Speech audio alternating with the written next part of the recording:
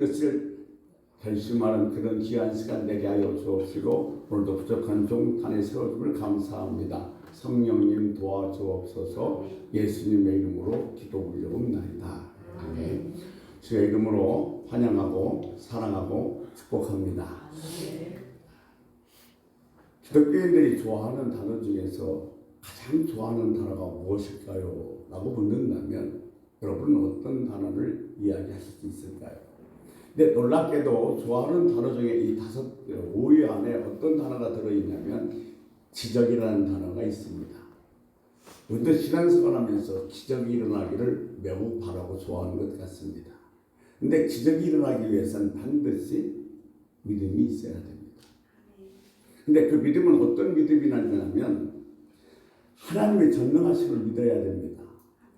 하나님은 못하실 것이 없습니다. 두 번째는 그 하나님을 믿는 나를 믿어야 됩니다. 왜냐하면 그 하나님은 나와 동행하기 때문에 그렇습니다. 세 번째는 하나님의 방법은 사람입니다. 그래서 나를 사용하신다는 사실을 믿어야 됩니다. 여러분은 이런 믿음이 있으십니까? 아니면 여러분은 도대체 이런 믿음을 어느 정도 유지하고 계십니까? 우리는 절대 잊지 말아야 됩니다. 나는 하나님의 심부름꾼이라는 사실을 말입니다. 시험 보기 전에는 다들 다 큰소리 칩니다. 자신 있다고, 나 잘 올 것 같다고. 그러나 막상 시험을 보고 나면 그 결과는 전혀 달라지기 때문에 때로는 방황도 하고 또는 절망하기도 합니다. 여러분, 내게 믿음이 있다고 생각하지 마십시오. 나 믿음 좋다고 생각하지 마십시오. 믿음은 내 것이 아닙니다. 믿음은 하나님이 주신 겁니다. 그러니까 이것을 하나님이 주신 대로 사용하지 않으면 하나님께서는 이것을 가져가실 수도 있다는 겁니다. 그러니까 우리가 이 믿음을 유지하기 위해서는 계속해서 기도해야 되고 계속해서 말씀을 들을 때 그 믿음을 유지할 수 있고 계속해서 말씀을 듣고 계속해서 기도했을 때 그 믿음을 유지할 수 있는 것이지 우리가 계속해서 기도하지 않고 말씀을 듣지 않으면 그 믿음은 유지할 수 없다는 사실인 겁니다. 우리는 눈에 보이는 것을 믿는 것이 아니라 믿는 것을 믿음으로 보는 것입니다. 믿음은 기도와 함께 있고 기도 속에 믿음이 있고 믿음 속에 능력이 나타나는 겁니다. 오늘 본문의 말씀은 여러분도 너무 잘 아는 것처럼 마태복음 10장을 우리는 파송장이라고 얘기합니다. 주님께서 주님의 제자들을 보내면서 주실 말씀입니다. 그리스도의 제자가 되고 싶은 사람, 그리스도의 제자라고 하는 사람, 그리스도를 따라가는 사람들에게 주시는 말씀, 오늘도 주님을 따르는 우리들에게 주시는 말씀인 줄로 믿습니다. 왜냐하면 주님께서는 오늘 본문 말씀은 12제자를 파송하면서 주신 말씀입니다. 70인 제자, 120문도 점점 늘어났고 오늘날 주님을 믿는 저와 여러분도 넓은 의미로서는 제자이기 때문에 그렇습니다. 그러므로 주님을 따르는 사람, 주님을 닮아가고 싶은 사람, 그들이 제자입니다. 우리도 주님이 제자인 줄 믿습니다. 그러므로 오늘 이 말씀도 우리들에게 주는 말씀으로 들을 수 있는 은혜가 있길 주의 이름으로 소원합니다. 예수님의 제자는 무엇을 생각하며 어떻게 처신해야 될지를 구구절절 잘 설명해 주고 있는 것이 오늘 마태복음 10장에 말씀드린 것입니다. 그러니까 적어도 주님을 따라가는 사람이라면 나는 적어도 주님을 사랑하는 사람이라고 생각한다면 이 말씀은 수백 번, 수천 번 읽어야만 할 것입니다. 오늘 마태복음 10장에서 1절에서 5절을 보면 매우 중요한 단어 3가지가 나타나 있습니다. 첫 번째 마태복음 10장 1절 말씀 같이 한번 보겠습니다. 같이 한번 읽습니다. 예수께서 그의 12제자를 부르사 더러운 귀신을 쫓아내며 모든 병과 모든 악한 것을 고치는 권능을 주시니라. 아멘. 1절에 보면 부르시고 주셨고 5절에 보면 보냈습니다. 근데 여기서 주님께서 부르셨다는 것은 2가지 의미를 포함하고 있습니다. 첫 번째, 자격이 내게 있지 않다는 겁니다. 내가 잘났나 못났나 과거에 뭐 했나 능력이 없나 능력이 있나 전혀 상관이 없습니다. 주님께서 일방적으로 예지하고 예정해서 부르셨기 때문에 그렇습니다. 시험을 봐서 합격해서 주님께서 부르는 것은 아닙니다. 있거나 없거나 알거나 모르거나 전혀 상관없이 주님께서 알아서 우리들을 부르셨다는 것입니다. 그리고 이 부르심에 응답하는 사람들에게는 딴 방법이 없습니다. 오직 예뿐입니다. 여러분, 모세를 보면 하나님께서 모세를 부르셨습니다. 그리고 바로에 가라고 말씀합니다. 그때 그 모세가 뭐라고 얘기했냐면 나는 말을 할 줄 모르는데요. 내가 누구인데 갑니까? 라고 얘기합니다. 이처럼 꽁무니를 빼서는 안 된다는 겁니다. 주님의 부르심을 받은 우리는 오직 뭐만 있냐면 예만 있지 아니오는 없습니다. 주님에게는 예만 있지 아니오는 없다는 사실 기억하시기 바랍니다. 그래서 우리는 무조건 예에서 하나님께 영광을 돌려야 될 줄로 믿습니다. 네, 주님이 다 알고 이미 부르셨기 때문에 우리가 할 수 있어서 부른 것은 아닙니다. 주님께서 부르셔서 할 수 있도록 만들고 할 수 있도록 힘을 주시기 때문에 우리는 주님의 부르심에 무조건 예만 하고 아멘의 하나님께 영광 돌려야 될 것입니다. 근데 이 부르심에서 또 하나 우리가 생각해 볼 것은 이 부르심에는 분리가 포함되어 있습니다. 좋은 예로 하나님께서 아브라함을 부르셨을 때에 아비가 친척 본토를 떠나라고 했습니다. 사실 아비가 친척 본토를 떠나는 것은 아브라함에게 있어서 아픔입니다. 자기가 친근했던 것, 자기가 정말 유익했던 것을 버린다는 것은 그렇게 쉽지 않습니다. 분리입니다. 그러니까 주님께서 우리를 부르셨다는 것은 세상에서부터 분리입니다. 교회란 에클레시아, 세상에서 불러온 사람들이 모이는 것이 교회입니다. 우리는 땅에서 하늘로, 육에서 영으로 분리된 사람인 줄로 믿습니다. 이렇게 불러서 두 번째는 뭐냐면 이제는 주시고 보냅니다. 근데 보내시는데 뭘 줘서 보내시냐면 권세를 주셔서 보내시는 겁니다. 말의 권세, 약한 자를 세우는 권세, 귀신을 내쫓는 권세, 병을 고치는 권세, 그 권세를 주셔서 우리를 보내신다는 겁니다. 주님께서 이렇게 말씀하셨습니다. 믿는 자에게 이런 표적이 따르니 새 마음을 말하며 귀신을 내쫓으며 뱀을 집으며 무슨 독을 마셔도 해를 입지 않고 병든 자에게 손을 얹은지 나으리라. 그 권세를 주셔서 보내신 줄로 믿습니다. 그런데 문제는 보세요. 하나님께서 모세를 부르셨습니다. 근데 모세를 부르시기 전이나 부르신 후나 똑같습니다. 달라진 게 없어요. 하나님께서 모세를 불렀다면 무슨 마패를 주든지 신분증을 주든지 무슨 목걸이를 주든지 했어야 될 텐데 부르시기 전이나 부르신 후에 똑같습니다. 그러니까 그런데 하나님께서는 주셨으니 가라고 하십니다. 이런 세상에 답답한 일이 어디 있겠습니까? 성경의 사도들도 사사들도 그것이 고민이었습니다. 하나님은 주셨다고 그랬는데 주님은 주셨다고 그랬는데 받기 전과 받은 후에 나는 전혀 달라진 모습이 없습니다. 그렇다면 나는 받은 줄 어떻게 아는가? 사용해보면 압니다. 귀신 들린 자 앞에 가서 큰 소리로 예수의 이름을 외쳐보면 아는 겁니다. 내가 과연 능력을 받았는지 능력을 받지 않았는지 어떻게 아냐면 순종해보면 알 수 있습니다. 그때 우리는 능력 주심, 권세 주심을 믿어야 되고 내게 그런 능력과 믿음이 있다는 확신과 그런 분명한 믿음이 있어야만 할 것입니다. 하나님께서 이스라엘 백성들에게 저 원수를 내 손에 붙였다고 했습니다. 그럼 원수를 손에 붙인 줄 어떻게 합니까? 가서 전장에 보니까 그들이 이겼습니다. 하나님의 미리 예비해 놓은 것입니다. 그러니까 여러분, 내게 받기 전과 받은 후에 아무런 변화가 없더라도 내가 받은 줄 믿고 가서 사용해 보면 그 능력이 내게서 나타나게 되어져 있는 것입니다. 그런데 여기서 또 하나 주셨다는 것은 주신 분이 따로 있습니다. 무슨 얘기냐면 본래 이것이 내 것이 아니라는 거예요. 그럼 내가 이 은사를 가졌는데 이 은사가 내 것이라고 착각하지 마십시오. 주신 능력을 주님 뜻대로 사용하지 않으면 주신 능력을 불의한 데 사용하면 주신 능력을 내 욕심대로 사용하면 주님이 가져가실 수도 있다는 사실입니다.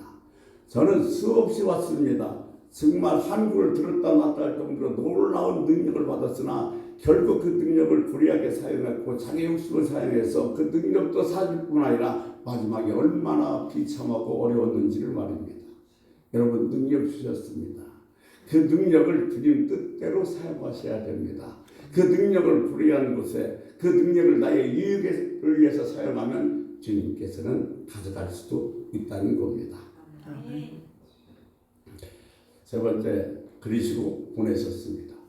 주시고 부르시고 주시고 보내셨습니다. 근데 보내는데 어디로 보냈냐면 잃어버린 이스라엘 양에로 가라고 말씀하십니다. 다른 데로 가지 말고 잃어버린 이스라엘 양에로 가라. 이것이 주님이 원하시는 것입니다. 이렇게 보내시를 받은 자가 사도고 또 제자고 우리들인 것입니다. 근데 보내시면서 교본의 말씀을 주셨습니다. 첫째, 인적에 끌리지 말아라. 두 번째, 아무 걱정도 하지 말아라. 노잣돈도 가지 말아라. 어디에 살까 어디에 먹을까 너희는 염려하지 말아라. 내가 다 예비해놓고 준비해놓았다는 겁니다.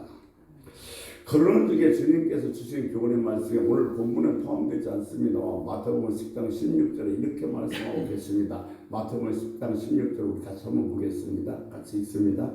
보라, 내가 너희를 보내니 양을 이리 가운데로 보냄과 같도다. 그러므로 너희는 뱀같이 지혜롭고 비둘기같이 순결하라. 아멘. 마태복음 10장 16절 말씀은 비유의 말씀입니다. 비유로 말씀하셨다는 것은 두 가지 특징이 있습니다. 매우 중요한 말씀입니다. 그리고 비유는 우리가 다 아는 것을 소재로 하셨습니다. 예를 들어보면 씨 뿌리는 비유, 달란트 비유, 불의한 재판장 비유. 그 당시 사람들이 다 아는 소재입니다. 다 아는 소재를 가지고 아주 중요한 말씀이기 때문에 이해하기 쉽게 말씀하시는 것이 비유의 말씀인 겁니다. 근데 마태복음 10장 16절에 보면 네 동물이 나옵니다. 이가 나오고 양이 나오고 뱀이 나오고 비둘기가 나옵니다. 이 네 동물을 통해서 예수 믿는 사람들이 자세, 예수 믿는 사람들의 정신, 본질이 무엇인지를 설명해 주고 있는 겁니다. 이제 제자들의 본질, 제자들의 자세, 제자들의 정신이 어떤 것인가를 이 네 동물을 통해서 비유로 주님께서 우리에게 말씀해 주고 계시는 겁니다. 근데 주님께서 이 제자를 보내시면서 뭐라고 말씀하시냐면 너희를 보내면 양을 이리 가운데 보낸 것 같다고 말씀하십니다. 우리 상식적으로 생각해 보면 양을 이리 가운데 보내면 양은 다 죽습니다. 그러면 애당초 보내질 말아야지요. 험악한 세상을 가리켜서 이라고 그랬고 주님이 제자를 우리를 가리켜서 양이라고 그랬습니다. 그러면 양이 이리 가운데 가면 다 죽습니다. 그럼에도 불구하고 주님께서는 지금의 제자들을 험악한 이리 같은 세상에 지금 보내고 계신 것입니다. 여러분, 부모님의 사랑은 남다릅니다. 특히 어머니 사랑은 특별하죠. 어머니의 자식 사랑은 특별합니다. 세상에서 이 지구상에서 교육률이 가장 높은 나라가 있는데 그것은 이스라엘과 한국입니다. 한국 어머니와 이스라엘 어머니들이 교육률이 가장 높다고 합니다. 그런데 어머님의 사랑에는 두 가지가 있습니다. 돌봄과 세움입니다. 이스라엘 백성들의 어머니들은 이 어머님의 사랑, 돌봄과 세움을 정말 잘하는데 한국 어머니들은 자식을 사랑한다는 의미에서 돌봄은 잘합니다만 세움은 하지 못합니다. 세움이라는 것은 그 아이의 소질과 그 아이의 심리 상태를 생각해서 장래를 위해서 그를 생각해 주는 것이 세움인 겁니다. 이스라엘 백성들은요 11살까지는 집에서 학교 다닙니다. 12살 딱 되면 다 기숙사로 들어가서 일주일에 한 번씩 집으로 옵니다. 세계 모든 교육가 연구가들이 이것이 가장 이상적인 교육이라고 얘기를 하고 있습니다. 유학을 갑니다. 유학 간다는 것은 상당히 좋은 겁니다. 경문도 높이고 나를 스스로 세울 수 있는 좋은 기회인데 우리 한국의 어머니들은 유학을 가면 얼마나 자식을 사랑하는지 케어하고 싶어 돌보고 싶어서 보따리 들고 따라갑니다. 그리고 아버지는 외기력이 만듭니다. 근데 이스라엘 백성들은 절대 그렇지 않습니다. 사실 사랑이라는 것은 물론 케어하는 것도 중요하지만 끊어내는 마음도 중요합니다. 왜냐하면 스스로 세울 수 있는 사람을 만들어 줘야 되기 때문에 그렇습니다. 이건 자녀 교육이 안쓰러워서 유학을 따라가고요. 우리나라 사람들이 어떻게 하면 돈 써서라도 군대를 안 보내려고 하는데 그것은 진정 자식을 사랑하는 마음이 아니라는 겁니다. 그러므로 보낸다는 것은 용기고 모험입니다. 여러분, 싸고 안고 있는 것만이 사랑이 아닙니다. 그게 능사가 아닙니다. 끊고 보낼 땐 보내고 내가 세울 땐 세워줄 줄 알아야 됩니다. 여러분, 우리나라 어머니들이요, 나이 50, 60이 돼도 자식 돌보려고 그래요. 결국 그 자식은 홀로서게 할 수가 없게 되었습니다. 여러분, 때로는 안쓰럽고 때로는 힘들어도 끊을 건 끊고 보낼 건 보낼 줄 알아야 됩니다. 언제까지 계속해서 그 아이를 세우려고 도우다 보면 결국 그 아이는 스스로 쓸 수 없게 되기 때문에 그렇습니다. 사랑하는 성도 여러분, 끌어안는 것만이 사랑이 아닙니다. 끊을 땐 끊고 보낼 땐 보낼 줄 알아야 됩니다. 주님께서도 정말로 이 주님의 제자들이 이 주님에게 배운 지 얼마나 됐습니까? 얼마 되지도 않습니다. 그럼에도 불구하고 세상에 보낸다는 것은 주님의 아픈 마음이지만 그들을 사랑했고 그들을 세우기 위해서 이리 같은 세상에 보내는 줄로 믿습니다. 어떤 집사님이 이런 말씀하시더라고요. 지금 대한민국의 크리스찬들이 2,000만 명이 넘는다고 그러는데 왜 이렇게 더 험악해지고 왜 이렇게 살기는 힘듭니까라고요. 물론 여러분, 모여서 반대하고 대응하는 것은 비성경적입니다. 그 성경적은 아닙니다. 주님께서 분명히 말씀하셨습니다. 너희는 양이요 세상은 이리다고요. 양은 선선적으로 순전하고 악의가 없습니다. 이스라엘 그 성지순례에 가보면 그 프로그램 중에서 양의 쇼라는 게 있습니다. 그러니까 양이 어떤 동물인가를 잘 보여주는 그런 프로그램인데 가서 양의 털을 깎을 때 보면 이 기계로 털을 깎다가 이렇게 뜯기면 양이 음매 소리 나고 도망도 갈 만한데 그대로 서 있습니다. 얼마나 순진하고 멍청한지. 심지어는요, 양 그 덩어리에 등에 어린아이가 타고 있어도 그 어린아이를 떨어뜨리려고 흔들거나 어린아이를 절대로 떨어뜨리지 않습니다. 그대로 있어요. 이렇게 순진하고 약하고 단순한 것이 양입니다. 양은 구석이 하나도 없습니다. 그러면 세상에서 가장 나쁜 것은 이중성입니다. 주님께서는 바리새인들을 보고 이 독사의 자식들이라고 그랬습니다. 왜냐하면 그 이중성 때문에 그랬습니다. 말은 그렇게 하지만 행동은 옮기지 않습니다. 회개를 하지 않습니다. 그래서 바리새인 보고 주님께서는 독사의 자식이라고 그랬습니다. 오늘 본문에서도 뱀처럼 지혜롭게가 나오는데 이 뱀처럼 지혜롭게는 두 가지 의미로 쓰이고 있습니다. 여러분도 잘 알다시피 뱀의 혓바닥은 두 개입니다. 그래서 이것이 긍정적으로 쓸 때는 지혜롭다는 그런 쓰이지만 부정적으로 쓸 때는 말만 많다는 사람 쓸 때에 이 뱀이라는 단어를 사용하고 있습니다. 그리고 또 양은 집을 찾아보지 못합니다. 그러면 세상의 모든 짐승들은 다 집을 찾습니다. 양도, 죄송합니다. 소도, 그리고 고양이도, 개도 다 집을 찾아요. 여러분 뉴스에 종종 보지 않습니까? 홍수가 나서 우사에 물이 차서 소가 떠내려갔습니다. 근데 2km, 3km 떠내려갔다 거기 다시 자기 집을 찾아서 오지 않습니까? 이게 모든 동물들은 다 자기 집을 찾아오는데 양은 절대로 자기 집을 찾지를 못합니다.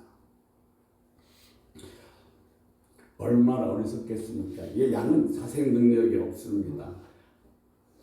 양은 혼자 무능해서 풀도 자기 마음대로 뜯을 수도 없고 풀 있는 곳도 물 있는 곳도 갖지를 못합니다. 반드시 목자가 있어야만 하는 것입니다. 그러니까 목자 없이는 아무것도 할 수 없습니다. 주님께서 말씀하셨습니다. 나는 목자여 너희는 양이다. 우리가 양이라면 우리는 목자 없이는 아무것도 할 수 없습니다. 우리들은 주여 목자이신 주님이 없이는 아무것도 할 수 없습니다는 고백에 우리들 입에서 분명하게 있어야 될 줄로 생각이 됩니다.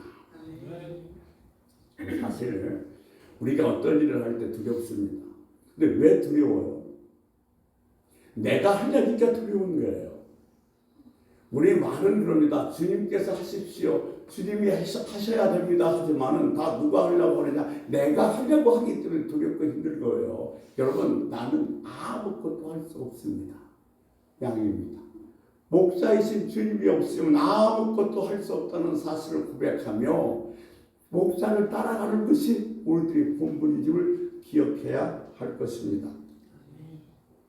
다른 동물들 보십시오. 쟤들도요 한철 여기서 잘 보내다가 겨울이 되면 때를 지어서 저 남쪽 대만으로 날아갑니다. 사슴들도요 때를 지어서 자기들이 정말로 잘 먹고 잘 쓰는 그런 환경을 찾아서 움직입니다. 그런데 양은 목자가 없이는 아무것도 할 수 없는 동물입니다. 양은 누가 돌보지 않으면 스스로 살아남을 수가 없습니다. 여러분, 우리는 주님이 우리를 돌봐주지 않으면 절대로 스스로 살아남을 수 없는 양임을 기억해야 됩니다. 내가 잘나서, 내가 똑똑해서, 내가 할 수 있어서 할 수 있는 건 아무것도 없습니다. 다 주님이 도우셔야만 하는 겁니다. 목자 없이는 양이 아무것도 할 수 없는 것처럼 우리도 주님이 없이는 아무것도 할 수 없습니다. 이 말씀을 꼭 기억하시길 바랍니다. 양은 철저하게 순종적입니다. 수백 마리 양이 있어도 목자 혼자 충분히 그 양을 돌봅니다. 한 마리만 지팡이로 툭툭툭 쳐서 앞으로 보내면 나머지는 졸졸졸 따라가기 때문에 양이 몇백 마리 돼도 목자 혼자서 충분히 그걸 관리할 수 있습니다. 그 정도 양은 순종적인 동물인 것입니다. 보세요. 양의 목을 맸습니까? 코를 풀었습니까? 발목에다 뭘 묶었습니까? 아무것도 제재하지 않았습니다. 들판에 풀어놓았습니다. 그런데도 불구하고 수백 마리 양을 목도 혼자 관리할 수 있다는 것은 그만큼 양은 순종적인 동물이라는 사실을 우리는 알 수가 있습니다. 그리스도는 목자요. 우리는 양이다. 그러면 양의 우리는 그리스도에게 뭐 하는 거예요? 순종해야만 한다는 의미가 포함되어 있는 겁니다. 여러분, 말로만 주여 주는 나의 목자여 나는 주님의 양입니다가 아니라 나는 주님의 양이기 때문에 목자이신 주님에게 순종하겠습니다. 이 고백이 그 고백하게 포함되어 있는 겁니다. 여러분, 주님에게만 순종하시죠. 양은 무방비합니다. 나약합니다. 공격형 무기가 없습니다. 양은 아무것도 가진 것이 없습니다. 그래서 자기보다 덩치가 작은 동물에게도 잡혀먹히기도 합니다. 이렇게 나약하고 무기력하고 바보스러운 양을 왜 제자들에게 비유하셨을까요? 양은 반항하지 않기 때문에 그랬습니다. 두 번째는 양은 반드시 목자가 필요하기에 주님께서는 이렇게 미련하고 바보스럽고 멍청해 보이는 양에게 제자들을 비유로 말씀하신 것입니다. 주님은 늘 말씀하십니다. 나는 목자여 너희는 양이다. 그러니까 이 말씀은 너희는 양 같아야 한다는 겁니다. 너희는 반드시 양으로 살아야 한다는 말씀인 줄 믿습니다. 세상이 거꾸로 가든 옆으로 가든 상관이 없습니다. 우리는 오직 양으로 살아야 됩니다. 양의 모습을 지니고 살고 양의 소리를 내며 살아야 된다는 겁니다. 양은 항상 양으로 살아야 된다는 의미가 그 말씀 속에 포함되어 있는 겁니다. 여러분, 나는 정말 양인가? 나는 얼마나 양으로 살아왔는가? 나는 정말 철저하게 양의 모습으로 살아왔는가를 한번 점검해보는 시간을 가졌으면 좋겠습니다. 매일 점검해 봐야 됩니다. 나는 정말로 주님의 양인가? 혹시 나는 양의 탈을 쓰고 있는 것은 아닌가? 여러분, 존재의 법칙이라는 게 있습니다. 존재의 법칙이라는 것은 존재하는 것은 변하지 않습니다. 여러분, 사과나무가 변해서 배나무가 될 수 없습니다. 난이 변해서요 국화가 될 수 없습니다. 존재의 법칙이에요. 그러니까 양은 양해야 됩니다. 그러니까 이 양이 사자를 만나도 이리를 만나도 곰을 만나도 양해야 됩니다. 그러니까 내가 이 세상에 이 험악한 세상에서 사자를 만나고 이리를 만나고 곰을 만나도 여전히 양으로 살아간다면 나는 그 놀라운 은혜와 능력과 그리고 놀라운 그 기적을 내 삶 속에서 늘 경험하며 살 수 있습니다. 근데 중요한 사실 하나는 나는 사자를 만나면 사자로 변하고 늘 이리를 만나면 이리로 변하고 늑대를 만나면 늑대로 변해버리면 내게 있는 모든 은혜뿐의 능력도 사라져서 아무것도 할 수 없는 무능한 사람이 되어버리고 만다는 사실입니다. 어떤 상태든지 어떤 상황이 있든지 저와 여러분은 무조건 양으로 살아야 됩니다.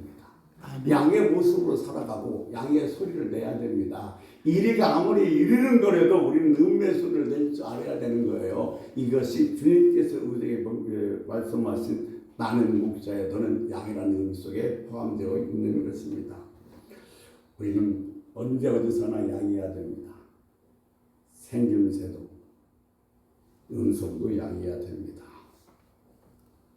여러분 이 또 하나 양의 또 하나의 의미가 있는 것은 뭐냐면 양은 제물로 바쳐드렸습니다. 제물로 바쳐드렸다는 것은 내가 죽음으로 말미암아 죄인을 의인으로 만드는 겁니다. 자, 양이라는 동물은 내가 죽음으로 말미암아 다른 사람을 의인으로 만들 수 있는 것이 양의 제물의 의미인 겁니다. 예수님께서도 제물로 돼서 죽으시로 말미암아 죄인들이 우리를 의인으로 만드셨던 것처럼 말입니다. 그분이 자기 이름 밝히기를 꺼려합니다만 군부 시절에 누명을 쓰고서 감옥에 갔습니다. 근데 그 누명을 얼마든지 버릴 수 있었는데 주님의 뜻이 있겠지 그래서 감옥에 갔습니다. 근데 감옥에 가서 성경을 읽다가 이 성경 속독법을 개발했습니다. 그 감옥에 나와서 성경 속독법으로 엄청난 돈을 벌었는데 어느 분이 그분에게 이렇게 물었습니다. 아니 그렇게 누명을 쓰고 가시지 않을 수도 있는데 왜 그렇게 누명을 쓰고 감옥에 가셨습니까? 그랬더니 그분이 말씀하시기를 하나님의 뜻이 있다고 생각했고 내가 이 누명을 벗으려고 보니까 너무도 많은 사람들을 죄인을 만들어야 됐기에 그냥 내가 포기했습니다라고 이야기를 하더랍니다. 자, 내가 죄에 대해서 다른 사람들을 살렸기에 하나님께서는 정말로 놀라운 은혜를 베풀어 주는 줄로 믿습니다. 주님은 양으로 살고 양으로 죽어야 한다고 말씀하고 계십니다. 지혜로운 배우처럼 순결한 비둘기처럼 순결하게 너희를 지켜라. 이것이 세상에서 살아가는 우리들의 태도라고 말씀하고 계신 것입니다. 주님께서 부활 승천하셔서 이렇게 초대교회 핍박하는 성도들을 보시고 계시다가 가브리엘 천사와 이런 대화를 나눴다고 합니다. 가브리엘 천사가 주님에게 지금 저들이 핍박도 하고 죽어가는 모습을 보니까 주님께서 이루고 난 놀라운 사역을 저들이 이어갈 수 있겠습니까? 라고 묻자 주님께서 이렇게 대답하셨다고 합니다. 자신은 5절로 말씀하셨답니다. 나에게는 다른 계획은 없다. 나는 제자들을 믿는다. 양같은 베드로와 요한이지만 나는 그들을 믿는다. 내가 정말 양이 됐다면 어떤 상황, 어떤 조건을 만나도 양으로 존재한다면 우리는 위대한 역사를 이룰 수가 있는 것입니다. 여러분, 둔값을 부려서는 안 됩니다. 이리를 만나서 이리로, 늑대를 만나면 늑대로, 양이 둔갑해서는 안 돼요. 그때는 아무 능력도 할 수 없습니다. 우리는 어떤 상황 속에서도 어떤 처지에도 양의 모습을 지내고 양의 수를 내야 됩니다. 여러분 상대방의 눈을 지켜뜬다고 나도 눈을 더 지켜뜨고 상대방이 나한테 욕 한마디 했다고 10번, 20번 더 욕을 한다고 그런다면 나는 양이 둔갑에서 일이나 살아낸 것과 똑같습니다. 사랑하는 성도 여러분, 주님께서 말씀하십니다. 나는 목자야 너희는 양이다. 그러니까 우리는 어떤 상황 속에도 양으로 살아갈 수 있는 은혜가 있길 주의 이름으로 간절히 축원합니다. 아멘. 주님, 나는 어떤 상황 속에서 절대로 양으로만 살아가겠습니다. 나는 양입니다. 주님 없이는 못 삽니다. 주님은 나의 목자입니다. 이렇게 고백하면서 1분만 통수로 기도하시다가 자연스럽게 마무리하겠습니다. 나는 양입니다. 주님의 목자입니다. 양으로만 살겠습니다. 오늘 크게 주여 부르고 통수로 기도하시겠습니다. 주님! 아버지 하나님 감사하고 고맙습니다. 주여 말씀하셨습니다. 우리는 양이고 주님 목자입니다. 아버지의 목자가 없으면 살 수 없습니다. 주님이 없으면 살 수 없습니다. 주여